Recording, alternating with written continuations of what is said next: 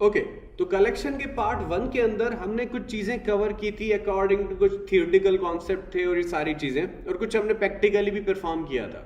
लेकिन इस सेशन के अंदर हम यूज करेंगे कि भाई हम किसी कलेक्शन के किसी क्लास को अगर प्रिंट करना चाह रहे हैं, यानी कि उसके नंबर ऑफ वैल्यूज को अगर गेट करना चाह रहे हैं, तो हमारे पास 2-3 तरीके हैं। सही है, वो कौन से 2-3 तरीके हैं हमें उसको कवर करना है। अब सबसे पहले,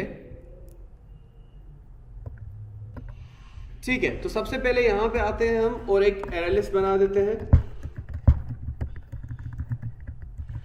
एरे लिस्ट, और इसका नाम ARR रखते हैं, एरे लिस्ट। ठीक है, तो हमारे पास एक एरे लिस्ट है, इसको आपने इंपोर्ट करवाना पड़ेगा। ठीक है, क्योंकि एरे लिस्ट एक क्लास है। एरे लिस्ट क्या है? एक क्लास है, राइट। तो इसने आपने क्या किया कि एरे लिस्ट के क्लास को इंपोर्ट करवा दिया, राइट। और हमारे पास ये कौन से पैकेज के अंदर पड़ी है? यूटिल पैकेज के अंदर। ठीक है, ये कुछ बिल्ट इन क्लासेस हैं जो आपको मैं बता रहा हूं, कलेक्शन API से बिलोंग करते हैं, राइट। अब यहां पे अगर आप इसके अंदर नंबर ऑफ वैल्यूज ऐड करवाते हैं, तो यानी कि आप कलेक्शन का नाम लिखते हो, फिर ऐड, फिर ऊपर क्या आ रहा है? Object E। तो हम किसी भी कलेक्शन के क्लास के अंदर जो वैल्यूज पुट करते हैं एज ऑब्जेक्ट पुट करते हैं, एज अ ऑब्जेक्ट। क्योंकि एरे के अंदर जब आप वैल्यूज पुट करते थे तो एज अ वैल्यू होती थी, ऑब्जेक्ट नहीं होती थी। वहां पे क्या थी? वहां पे वैल्यू टाइप आपकी जो चीजें जाती थी। यहां पे हमारे पास जो इंसर्ट होती हैं वो ऑब्जेक्ट्स इंसर्ट होते हैं। क्या होते हैं इंसर्ट? ऑब्जेक्ट्स।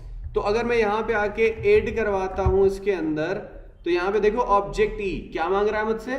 ऑब्जेक्ट मांग रहा है। तो मैं यहां पे क्या दूंगा? अगर कोई भी वैल्यू देता हूं ना 12, तो अगर यहां पे आप वैल्यू दे रहे हो 12, तो एक्चुअली 12 हमारे पास एज अ ऑब्जेक्ट स्टोर हो रहा है, क्योंकि एरे लिस्ट क्लास है ना। तो क्लासेस के अंदर जो आप वैल्यूज ऐड कर रहे हो वो एज अ ऑब्जेक्ट जा रही है, राइट। अब मैं क्या करता हूं? कॉपी करता हूं इसको और मल्टीपल टाइम इसको पेस्ट कर देता हूं। अब मैं क्या करता हूं कि इन वैल्यूज को आप चेंज कर ले वाले, क्योंकि हम डिफरेंट टाइप ऑफ वैल्यूज भी इंसर्ट कर सकते हैं इसके अंदर, राइट। कि नंबर टाइप की हो या स्ट्रिंग टाइप की हो या आपके पास बुलियन टाइप की हो, आप सारी वैल्यूज इंसर्ट करवा सकते हैं। ठीक है, और इसको जो है कर देते हैं। मेरे पास एक एरे लिस्ट है जिसके अंदर मैंने नंबर ऑफ 4 वैल्यूज इंसर्ट करवा दी है। और अगर आप इनको फेच करवाना चाह रहे हो तो आप system.out.println के अंदर यहाँ पे आके ARR लिखते हो, तो ये हमारे पास प्रिंट तो हो जाती है ना। अगर फॉर एग्जांपल मैं इसको प्रिंट करवाता हूं तो कुछ ऐसे आती है, लेकिन ये हमारे पास स्क्वायर ब्रैकेट्स के अंदर शो रहे हैं विथ कॉमा। सही है, लेकिन अगर आप ऐसे शो नहीं करवाना चाह रहे तो हमारे पास 2 तरीके होते हैं, या आप चाहें तो लैम्डा एक्सप्रेशंस को भी यूज कर सकते हैं टू प्रिंट एरे लिस्ट। लेकिन हमारे पास अगर इसको प्रिंट आप करना चाह रहे हो तो हमारे पास फॉर लूप भी है, एनहांस्ड फॉर लूप भी है, हमारे पास व्हाइल लूप भी है, इवन हमारे पास क्या है? आइटरेटर भी है। क्या है हमारे पास? इटरेटर या आइटरेटर आप कह सकते हो। अब इटरेटर या आइटरेटर की बात करें तो उसको हम कैसे यूज करते हैं? आइटरेटर एक्चुअली हमारे पास एक इंटरफेस है। क्या है? इंटरफेस है आइटरेटर। उसके बाद I इज इक्वल टू, आपके एरे लिस्ट का नाम क्या है? ARR डॉट आइटरेटर, इसका एक मेथड है। ओके, तो हमारे पास इसी आइटरेटर के इस इंटरफेस से एक मेथड है जिसको हम क्या कर रहे हैं? यूज कर रहे हैं यहां पे। और यहां पे इसको क्या असाइन कर रहे हैं? ये पूरी एरे लिस्ट का ऑब्जेक्ट। अच्छा, आपको इसको आइटरेटर को इंपोर्ट करना पड़ेगा यहां से। क्लियर है? तो आइटरेटर यहां पे हम यूज कर रहे हैं। इसको आप राइट क्लिक करके नेविगेट में जाके गो टू सोर्स में जाओ, तो यहां पे आप आके देख लेंगे कि यहां पे आइटरेटर क्या है? एक्चुअली हमारे पास इंटरफेस है, और ये किसको एक्सटेंड कर रहा है? ऑब्जेक्ट क्लास को। सही है, और यहां पे इसको E दिया हुआ है। E एक्चुअली हमारे पास एज एलिमेंट है। ये क्या है? As a element. कि यहां पे अगर आप इसको कॉल कर रहे हो, फॉर एग्जांपल मैं यहां पे इसकी जो नंबर ऑफ वैल्यूज कॉल कर रहा हूं ना, ये एक एक वैल्यू को एज अ एलिमेंट गेट कर रहा है, एज अ एलिमेंट गेट कर रहा है, राइट। और वो एज अ एलिमेंट आपकी एक एक चीज जो आपकी इस वैल्यू को प्रिंट करवा देगा। और उसके बाद आपको क्या करना है? यहां पे आके आप SOUT, और इसके अंदर आप I डॉट नेक्स्ट मेथड है, इसके थ्रू आप सारी वैल्यूज को गेट करवा सकते हो 1 बाय 1। वो आपका ये कुछ ऐसे काम करता है। फॉर एग्जाम्पल अगर मैं इसको अभी एग्जीक्यूट करवाऊं तो यहां पे आप देखिएगा एक वैल्यू आ जाएगी हमारे पास। क्या आ रही है? फर्स्ट वैल्यू आ रही है 12। तो आइटरेटर के थ्रू अगर आपके पास 1000 वैल्यूज हैं तो 1000 टाइम यहां पे क्या लिखना पड़ेगा? Next next next. सही है। अगर मैं इसको कॉपी करके पेस्ट कर देता हूं तो 4 वैल्यूज हैं तो 4 टाइम आपको आइटरेटर लिखना पड़ेगा और उसके बाद नंबर ऑफ 4 वैल्यूज आपको आउटपुट में आ जाएंगी। शो रही। लेकिन ये हमारा ओल्ड वे है, बहुत पुराना ये हमारे पास आइटरेटर, अभी ये यूज नहीं होता। सही है। लेकिन एक कॉन्सेप्ट है तो मैंने बता दिया कि हमारे पास ये यूज होता था, राइट। लेकिन अभी जो हमारे पास यूज होता है, ज्यादातर हमारे पास क्या यूज होता है, या तो आप यूज करते हो क्या, इसी के साथ, या तो हम यूज कर लेते हैं वाइल लूप यूज कर लो इसी के साथ।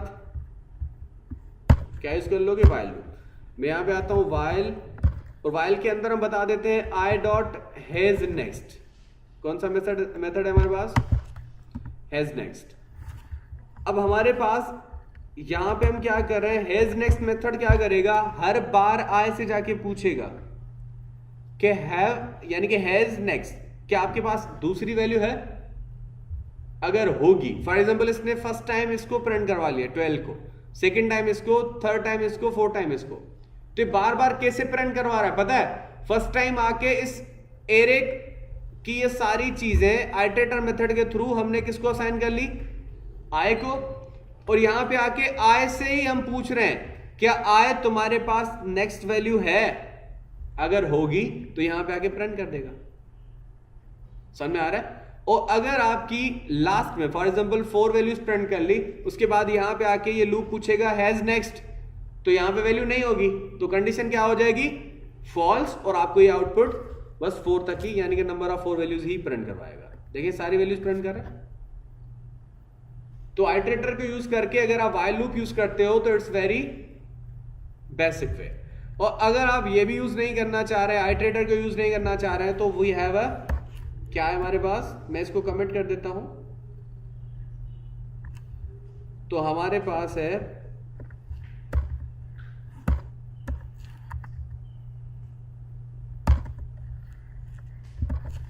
ठीक है, हमारे पास एक वे है जिसको हम कहते हैं एनहेंस्ड फॉर लूप, जिसे आप फॉर ईच लूप भी कहते हो। सही है। तो एनहेंस्ड फॉर लूप के थ्रू भी हम प्रिंट करवा सकते हैं फॉर। उसके बाद अच्छा, जैसे हम एरे को प्रिंट करवाते थे, किसको प्रिंट करवाते थे? एरे को। तो एरे को प्रिंट करवाने के लिए आप क्या करते थे? यू यूज इंटीजर, यानी कि इंटीजर, फिर आई लिखते थे, फिर यहां पे आके आप क्या देते थे? जो आपका एरे का नाम होता था, ऐसे ही था। और वहां पे आप वैल्यू टाइप देते थे। क्या देते थे? Value type.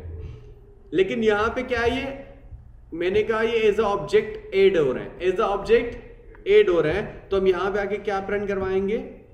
हम यहां पे एक ऑब्जेक्ट टाइप का रेफरेंस वेरिएबल बना लेंगे। ऑब्जेक्ट फॉर एग्जांपल मैंने यूज कर लिया आई, और उसके बाद यहां पे आके एरे का नाम क्या है? एरेलिस्ट का ए डबल आर है, तो यहां पे आके वो पास कर देंगे। तो इसने क्या किया? पूरी एरेलिस्ट की वैल्यूज गेट करके किसको असाइन कर दी? आई को। और यहां पे आके आपको सिर्फ आई को पास कर देना यहां पे, तो ये क्या करेगा? पूरी एरे लिस्ट को यहां पे फेच कर देगा लाइक दिस। देखिए सारी नंबर ऑफ वैल्यूज प्रिंट हो रही हैं। ठीक है। अच्छा, ऑब्जेक्ट टाइप का ही क्यों दिया? रीजन ये है कि ऑब्जेक्ट क्यों बना रहे हैं यहां पे, है ना? आपका क्वेश्चन ये होना चाहिए कि ऑब्जेक्ट क्यों बना रहे हैं। भाई देखें, ऑब्जेक्ट टाइप का एरे बनाया था, ऑब्जेक्ट टाइप के एरे के अंदर हर किस्म की वैल्यू स्टोर होती थी। नंबर आपके पास, बुलियन आपके पास, स्ट्रिंग, सारी वैल्यूज स्टोर होती थी।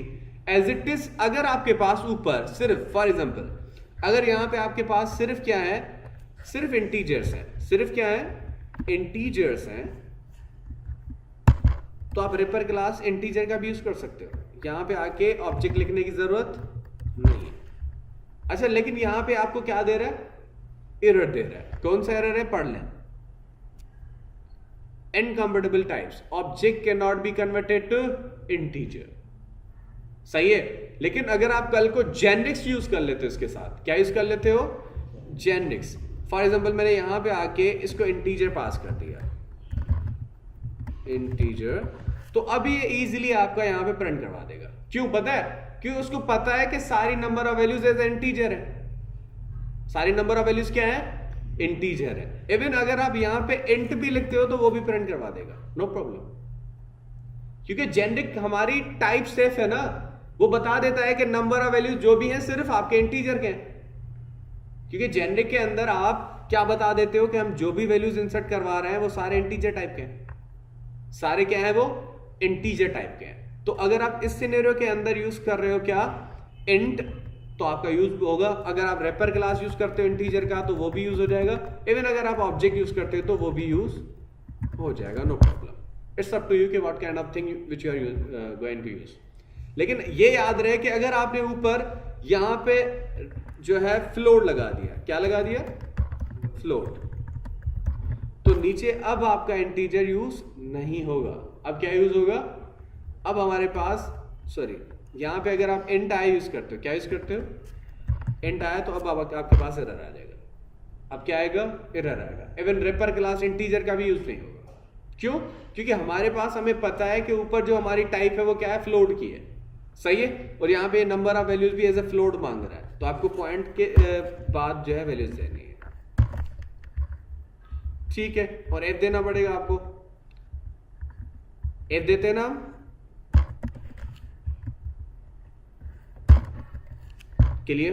तो ऐसे आप फ्लोट के साथ भी एलएलएस बना सकते हो विद जेनेरिक्स, क्लियर है। ये था हाउ टू फेच कलेक्शन और एलएलएस वैल्यूज, और आपकी ये सारी चीजें हम ऐसे परफॉर्म करवाते हैं, ठीक है। आई होप आपको ये क्लियर हो गई होंगी। नेक्स्ट में हम सारी चीजें और कवर करते हैं जो हमारी रिमेनिंग चीजें कलेक्शन